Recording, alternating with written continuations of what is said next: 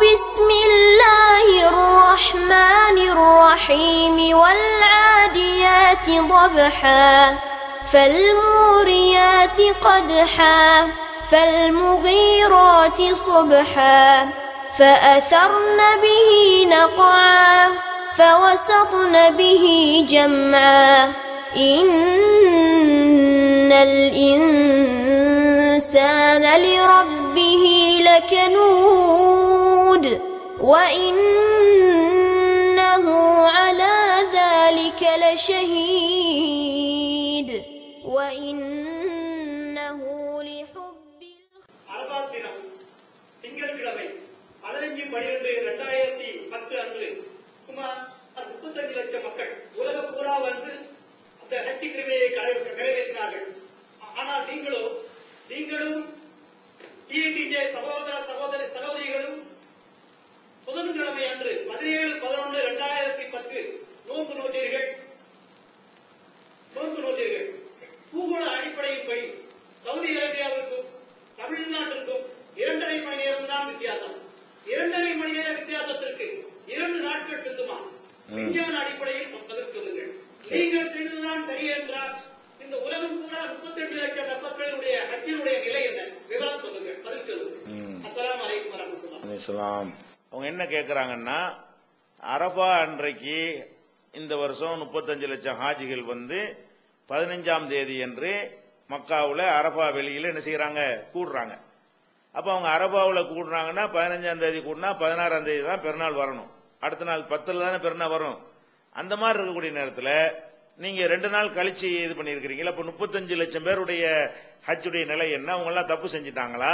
விஞ்ஞான அடிப்படையில் இதை விளக்கவும் அப்படின்னு இந்த சகோதரர் கேட்கிறார். இது நம்ம ஏற்கனவே இதே கேள்வியை வந்து பிறை ஓர் விளக்கம்ங்கிற ஒரு நூலில் தெளிவான முறையில் நம்ம இணைஞ்சிருக்கிறோம், விளக்கி இருக்கிறோம். அதே மாதிரி அரபா தினத்தை எப்படி முடிவு செய்வது என்ற ஒரு சிடியும் வெளியிட்டு நம்ம ஆன்லைன் pj.comல இணையதளத்தில் அதை டவுன்லோடு பண்ணி இருக்கிறோம்.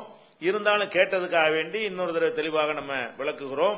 என்னன்னு கேட்டா, அந்த அரபாவில் எல்லாரும் கூடுறாங்க இல்லையா? அந்த அரபாவில் அவங்க கூடுற அன்னைக்கு உலகத்தில் உள்ள எல்லாரும் அரபாவாக கருதி கொள்ளணும். அடுத்த நாள உலகத்தில் உள்ள எல்லாரும் பெருநாளாக கருதி கொள்ளணும் அப்படின்றது இந்த காலத்தில் சொல்லும் பொழுது அது ஒரு கரெக்ட் மாதிரி நமக்கு தெரிகிறது. ஏன்? அரபாவில் கூடுறத உலகமே பார்க்கிறது, உலகமே டிவியில காட்டுறான். அவ்வளவு லட்சம் மக்கள் அந்த இடத்துல குழுமி இருக்கிறாங்க. அந்த மைதானத்துக்கு பேர் அரபா. மக்கள் குழுமி இருக்கிறாங்க. தேதி 15. அப்ப 15 திங்கக்கிழமை அரபாவில் எல்லாரும் கூடி இருக்கக்கூடிய நேரத்தில் அது இல்ல அரபா அப்படின்னு நம்ம சொல்வது வந்து தவறு மாதிரி என்ன செய்யும், எல்லாருக்குமே தோணும். ஆனால் மார்க்க விஷயத்தை நம்ம தீர்மானிப்பதற்கு வந்து இதை இந்த மாதிரியான கேள்விகளை அளவுகோலாக வைக்க கூடாது. எது அளவுகோலா வைக்கணும்? இந்த அரபா நாளில நோன்பு வைக்கணும்னு சொன்னது நபிகள் நாயகம் ஸல்லல்லாஹு அலைஹி வஸல்லம். அவங்களும் அரபா நாளை அடைந்திருக்கிறார்கள். அவங்களும் பெருநாளை ஹஜ்ஜி பெருநாளை கொண்டாடி இருக்கிறார்கள். இப்ப மக்காவில் எல்லாரும் கூடுவாங்களே, அதுதான் அளவுகோல் மார்க்கத்தில் அப்படின்னு இருந்தால் நபிகள் நாயகம் ஸல்லல்லாஹு அலைஹி வஸல்லம் அவர்கள் மதீனாவுல இருந்து கொண்டு இந்த அரபாவை எப்படி அறிந்திருப்பார்கள்? அதை அறிகிறது அவசியம். அவங்க எப்ப கூடுறாங்களோ அதன்படிதான் நம்மளும் முடிவு எடுக்கணும். அப்படி மார்க்கத்து சட்டமா இருந்தால் நபிகள் நாயகம் ஸல்லல்லாஹு அலைஹி வஸல்லம் அவர்கள் என்ன பண்ணிருக்கணும்?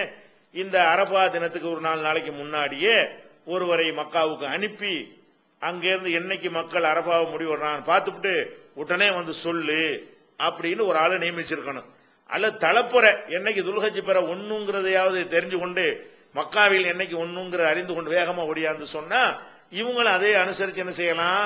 அரபா நாள்ல வந்து மக்காவில் என்னைக்கு கூடினார்களோ அதே அன்னைக்கு வந்து இவங்க மதீனாவுல இருந்து கொண்டு என்ன செய்யலாம்? அந்த நோன்பு வைக்கலாம். அடுத்த நாள் பெருநாளை கொண்டாடலாம். இப்ப நபிகள் நாயகம் ஸல்லல்லாஹு அலைஹி வஸல்லம் அவர்கள் அந்த அரபாவில ஹாஜிகள்லாம் கூடுனாங்களே, அது நசந்தானே. அரபாவுல கூடுனதுல வந்து 6 வருஷம் வந்து ஹிஜ்ரத் செஞ்ச 6 வருஷம் காபிர்கள் கையில் இருந்தது, 4 வருஷம் நம்ம கையில் இருந்தது. இஸ்லாமிய ஆட்சியின் கீழே மக்கா வந்து 4 வருஷம் இருந்தது இல்லையா? அந்த 4 வருஷத்திலாவது ரசூல் ஸல்லல்லாஹு அலைஹி வஸல்லம் அவர்கள் என்னைக்கு மக்காவில் கூடுகிறார்கள் என்பதை அறிந்தார்களா? அறிவதற்கு முயற்சி பண்ணினார்களா? அல்லது வஹியின் மூலமாக மக்காவில் கூடிவிட்டார்கள் என்று அவர்களுக்கு நியூஸ் வந்ததா? வஹீன் மூலமா அப்படி வந்திருந்தா கூட மக்கா மதீனாவுல மட்டும் முஸ்லிம்கள் இல்லையே, மக்காவை சுத்தி மதீனாவை சுத்தி பல ஊர்கள்ல முஸ்லிம்கள் இருந்தாங்களே, அவங்களெல்லாம் இந்த இதை எப்படி முடிவு செஞ்சு இருப்பார்கள்? முன்ன பின்ன தானே பண்ணிருப்பாங்க. ஒன்னு இந்த அரபா 3 விதம் நடந்திருக்கும். என்ன நடந்திருக்கு? என்னைக்கு அவர்கள் மக்காவில் கூடினார்களோ அதே அன்னைக்கு இவர்கள் பார்த்த அடிப்படையில் 9ஆக இருக்கும் வாய்ப்பு இருக்கிறது. அல்லது இவங்க ஒரு நாள் முன்னாடி பார்த்திருப்பார்களே, ஆனால் மக்காவில் அரபா கூடுறதுக்கு முத நாள் இவர்களுக்கு 9வது நாள் வரவும் வாய்ப்பு இருக்கிறது. இவர்கள் ஒரு நாள் லேட்டா பார்த்திருப்பார்களே, ஆனால் மக்காவுல அந்த அரபாவுல கூடுறதுக்கு உள்ள மறுநாள் 10வது நாளை இவர்கள் 9வதாக நினைத்துக் கொள்வதற்கும் முடிவு செய்வதற்கும் வாய்ப்பு இருக்கிறது. அப்ப 3 வாய்ப்பு அங்க இருக்கிறது. இப்ப நபிகள் நாயகம் ஸல்லல்லாஹு அலைஹி வஸல்லம் அவர்கள் நாம இப்ப கேட்கிற முக்கியத்துவம் கொடுத்து இந்த முக்கியத்துவத்தை அவங்க கொடுத்தாங்களா, நீ பாட்டுக்கு உன் பகுதியில் உள்ளபடி முடிவு பண்ணிக்க என்று விட்டார்களா? அல்லாஹ்வுடைய ரசூல் அவர்கள் எப்படி செஞ்சிருப்பாங்க? அவங்களுடைய அந்த 10 வருஷம் மதீனாவுடைய பெருநாள் ஹஜ் பெருநாள்ல மக்காவுல உள்ளது அனுசரிச்சு தான் 10 வருஷம் இருந்ததுன்னு ஆதாரம் இருக்குதா? மக்காவுல உள்ள அறிந்து கொள்வதற்கு முயற்சியாவது பண்ணினார்களா? பண்ணவே இல்லை. அங்கிருந்து ஒரு ஆள் புறப்பட்டு வந்தா கூட ஆட்சி இவங்க ஆட்சி வந்துருச்சு. அப்ப என்னைக்கு பெற பாக்குறீங்களோ உடனே ஒரு ஆள் புறப்பட்டு வாங்கன்னா 3 நாள்ல தகவல் சேர்ந்துறேன், அரபாவை டிசைட் பண்றதுக்கு வழியா இருக்கு, உங்க மக்காவுல பார்த்தோன்னு கொண்டாந்து சொல்லுங்க அப்படின்னு சொன்னார்களா? அப்ப உலகத்துல அவங்களுடைய கடைசி வருஷத்துல எல்லாம் காவாசி உலகத்துக்கு இஸ்லாம் பரவிருச்சு. அவங்க எல்லாம் எப்படி இந்த அரபா நாளை தீர்மானிச்சிருப்பாங்க? அதுக்கு ரசூல் ஸல்லல்லாஹு அலைஹி வஸல்லம் அவர்கள் அந்த காலத்துல ஃபேக்ஸ் இல்ல, போன் இல்ல, டிவி இல்ல, தொலைக்காட்சி இல்லாட்டாலும் அறிந்து கொள்ற 2.5 மணி நேரங்கிறீங்களே, 2.5 மணி நேரம் மக்காவுக்கு மதீனாவுக்கு இல்லையே. இந்தியாவிலிருந்து 2.5 மணி நேரம் தூரத்தை நீங்க சொல்றீங்களே, அரை மணி நேரம் தூரம் வித்தியாசம் இருந்தும் கூட ரசூல் ஸல்லல்லாஹு அலைஹி வஸல்லம் என்ன பண்ணிருக்காங்க? அதை அறிந்து கொள்றதுக்கு முயற்சி பண்ணலையே. அப்ப பிரயாணம் எடுத்துக்கிட்டா கூட ஒரு 2 நாள் 3 நாள் போய் சேர்ந்துடலாமே. அந்த மாதிரியான ஒரு அடிப்படையை வச்சு பார்க்கும் பொழுது அப்ப நம்ம என்ன ஆகிறோம்? நபிகள் நாயகம் ஸல்லல்லாஹு அலைஹி வஸல்லம் அவர்கள் அவங்க வாழ்நாள்ல இந்த அரபாவுல கூடுறது அறிந்து கொள்ளாமல் தப்பா பெருநாளை கொண்டாடினார்கள் நம்ம சொல்றோம். எந்த ஒரு முடிவு ரசூல் ஸல்லல்லாஹு அலைஹி வஸல்லம் தப்பான ஒரு பெருநாளை கொண்டாடினாங்கன்னு ஒன்று தள்ளுகிறதோ அந்த முடிவு தப்பு. நீங்க எப்படி பாக்குறீங்க? இப்பதான் தெரியுதேன்னு பாக்குறீங்க. அதை பத்தி கண்டுக்கிற தேவையில்லைன்ட்டாங்க ரசூல் ஸல்லல்லாஹு அலைஹி வஸல்லம். அறிந்து கொள்ள ஒரு முயற்சியும் பண்ணவே இல்லையே. நீ என்னைக்கே கூட்டிட்டு போப்பா, எங்களுக்கு பிறைய பார்த்து நாங்க முடிவு பண்ணிக்கிறோம். இப்படித்தான் உத்தரவும் போட்டார்கள், இப்படித்தான் சொல்லவும் செஞ்சார்கள். மேகமா இருந்தா 30 பூர்த்தி ஆகிட்டு போயிட்டே இருக்கீங்கன்னு சொன்னார்களே தவிர மக்காவுல உள்ளவன் கூடுறானான்றத பத்தி பார்க்காதே. மக்காவுல கூடுனாலும் தப்பு கிடையாது. அவனுக்கு சரி, நாங்க வந்துட்டா கூட அன்னைக்குதான் எனக்கு அரப்பா. நான் மக்காவுக்கு வந்திருந்த நேரத்தில் அங்க இருக்கிற பகுதியில் என்னத்தை அறிவிக்கிறாங்களோ அதுதான் என்னை கட்டுப்படுத்தும். அதனால அது அவ்வளவு பேர் தப்பு செஞ்சிட்டாங்கன்னு நம்ம சொல்லவே கிடையாது. மக்காவில் உள்ளவர்கள் செஞ்சது, அங்க ஹஜ்ஜிக்கு போனவர்கள் செஞ்சது கரெக்ட். நாங்க அங்க வந்தாலும் அப்படித்தான் செய்வோம், அதான் கரெக்ட். அது உலகத்தை எல்லாம் கட்டுப்படுத்தும் என்பதை ரசூலுடைய வழியில் நமக்கு தந்தார்களா? கொஞ்சம் அதை லிபரலா விட்டுட்டு போயிட்டாங்களா? ரசூல் ஸல்லல்லாஹு அலைஹி வஸல்லம் அவர்கள் இதை அவங்க பெருசா எடுத்துக்கொள்ளவே இல்லை. இந்த உலகம் எல்லாம் ஒன்னாக்கணும் சில பேர் நுழைந்து கொண்டு ஏற்கனவே 3 கருத்து இருந்தா 4வது ஆக்குறதுக்கு அதை பயன்படுத்தி கொண்டார்களே தவிர ஒன்னாவும் ஆக்க முடியாது. அதனால நம்ம பார்த்தோம்னு சொன்னா இது நபி ஸல்லல்லாஹு அலைஹி வஸல்லம் அவர்கள் தப்பான பெருநாளை கொண்டாடினார்கள் கருத்தை தருமா தராதான்? அதான் கேள்வி. இந்த மாதிரி தான் செய்யணும் அப்படின்னு வைத்துக் கொண்டீர்களே, ஆனால் 10 வருஷ காலம் ரசூல் ஸல்லல்லாஹு அலைஹி வஸல்லம் அவர்கள் தப்பா பெருநாள் கொண்டாடி இருக்கிறாங்க. அதுல சில நாட்கள் அதுக்கு ஒத்து போகாத நாட்கள் பாதி இருக்கலாம். 5 நாளாவது 5 பெருநாளாவது தப்பா கொண்டாடி இருப்பாங்க. அவங்க மாத்திரம் இல்லாம மொத்த அரபு நாட்டில் உள்ள அத்தனை பேர்களும் நினைஞ்சிருப்பாங்க தப்பா கொண்டாடி இருப்பாங்க. அர்த்தம் வருமா வராதா? அப்ப அல்லாஹ்வுடைய ரசூலும் ரசூலுடைய காலத்தில் வாழ்ந்த நல்லடியார்களும் தப்பாக பெருநாளை கொண்டாடி விட்டார்கள் என்று ஒரு கருத்து வறுமையானால் அது நச்சு கருத்தை தவிர அது விஞ்ஞான கருத்து இல்ல. கூடுறார்கள்னா கூட தான் செய்யறார்கள் நெசம். அது என்னைய கட்டுப்படுத்துமாங்கிற டாபிக் வேற, கூடுறார்கள்ங்கிற டாபிக் வேற. கூடினால் அவர்களுக்கு உரியது அது. அப்ப மக்காவில் இருக்கிறவர்கள் 6:30 மணிக்கு நோன்பு திறக்கிறாங்கன்னு நான் இங்க இந்தியாவுக்கு 6:30 மணிக்கு நோன்பு திறக்க முடியுமா? அவங்களுடைய 6:30 மணிக்கு அங்க அங்க உள்ள டயத்துக்கு நான் நோன்பு திறந்துக்கிறேன். இங்க இருந்துகிட்டு அங்க நோன்பு திறந்துட்டாங்களான்னு போன் பண்ணி கேட்டு நான் நோன்பு திறக்கிறது கிடையாது. அப்ப அந்த மாதிரி தான் ரசூல் ஸல்லல்லாஹு அலைஹி வஸல்லம் அவர்கள் இந்த சூரியன் விஷயமா நடந்து கொண்ட மாதிரி தான் பிறக்கி நடந்து கொண்டார்களே தவிர இப்படி அறிந்து கொள்ள முயற்சி செய்யவில்லை. செஞ்சால் நரமுடி வரைக்கும் ஹதீஸ்ல ஆதாரம் இருக்கிறது. ஒரு ஆள் அனுப்பினார்கள் ரெக்கார்ட் ஆயிருக்கும், போயிட்டு வந்தாருன்னா ரெக்கார்ட் ஆயிருக்கும். அப்படி வந்திருந்தாலும் எல்லா ஊருக்கும் சொல்லி அனுப்பினார்கள் அதெல்லாம் ரெக்கார்ட் ஆயிருக்கும். ஒரு ரெக்கார்டுமே இல்ல. ரெக்கார்டு இல்லைன்னா இல்லைன்னு தான் அர்த்தம் மார்க்கத்துல. ஏன்னா நல்ல மார்க்கத்தை பாதுகாக்கிறான். அவங்க வாழ்க்கையில் நடந்து இருந்தால் அது ரெக்கார்டாக்கி எல்லாம் பாதுகாத்து தருவான். பாதுகாத்து வரலன்னா இல்லைன்னு தான் அதுக்கு அர்த்தம். அப்ப ரசூல் ஸல்லல்லாஹு அலைஹி வஸல்லம் அவர்கள் மக்காவில் அரபாவில் கூடுவதை பற்றி அறிந்து கொள்ள ஒரு முயற்சியும் எடுக்கவில்லை, எடுக்க சொல்லவில்லை. அப்படின்னா எப்படி முடிவு எடுத்திருப்பாங்க? போனும் இல்ல, ஃபேக்ஸும் இல்ல, போய் அறியறதுக்கு முயற்சியும் பண்ணல. எப்படி எடுத்திருப்பாங்க? அவங்களோட வானத்தை பார்த்தா முடிவு எடுத்திருப்பாங்களே தவிர மக்காவில் உள்ளதை முடிவு எடுத்திருக்க மாட்டாங்க. நாம என்ன செய்யறோம்?